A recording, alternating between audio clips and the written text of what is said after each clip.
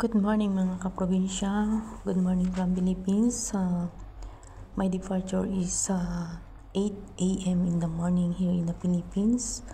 Now I reach in Dubai airports at 12 p.m. Good afternoon here in Dubai.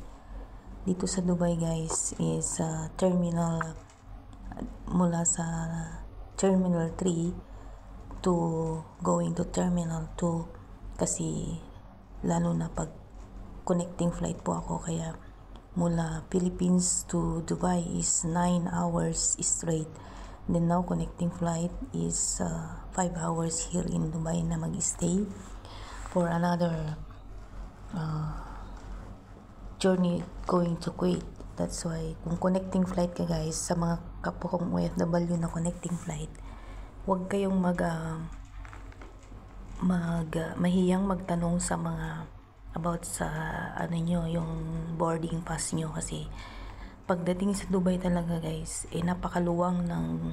napakalaki ng airport, tapos hindi mo naman makikita agad-agad yung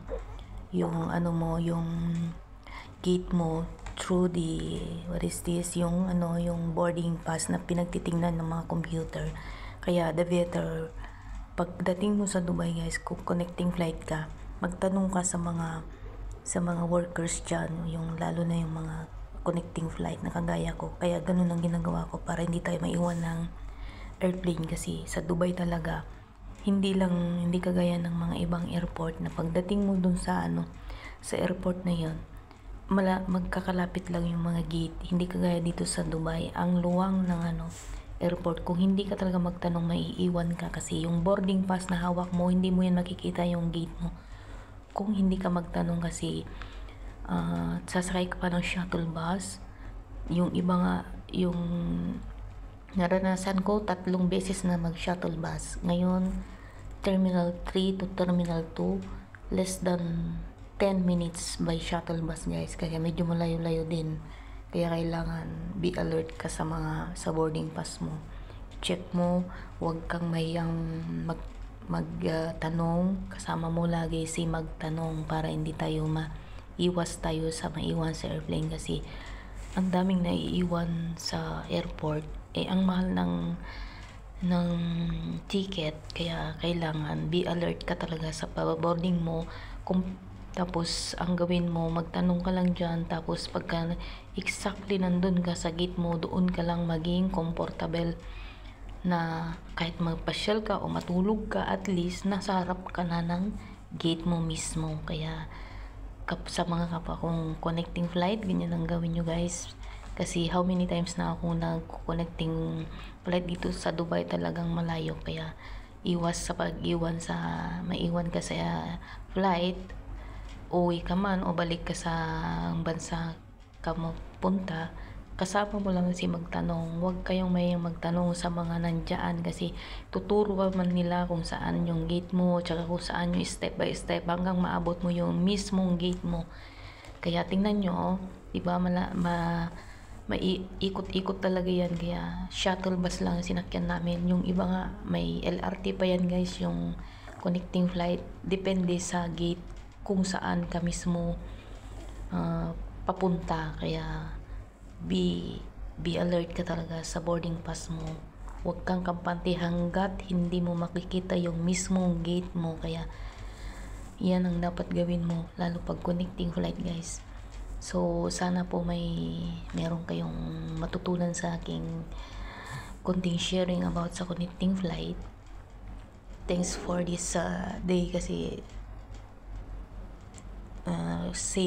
we are safe na nakarating dito sa Dubai, at we are safe na naman to papuntang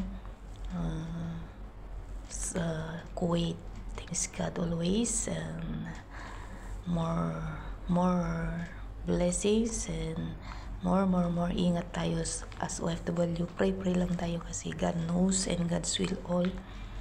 And thanks sa family ko, and ingat lagi.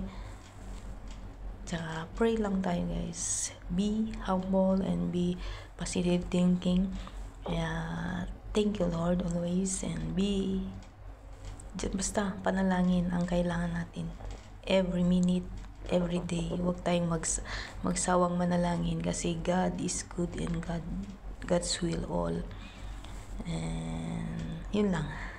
Thank you Lord. Wala akong masasabi. Always thankful. Sa family ko, ingat lagi and love you all. God bless and thank you for watching. And tuloy-tuloy lang ang ating pangarap because God is great and we survive all whatever a problem. Kaya kapit lang and pray. Thank you Lord. And see you in my next vlog. Thank you for watching and God bless us all. Going to do Kuwait na naman guys.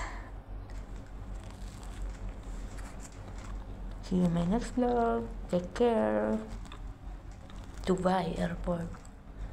See? Ikot-ikot muna bago natin parating yung Terminal 2.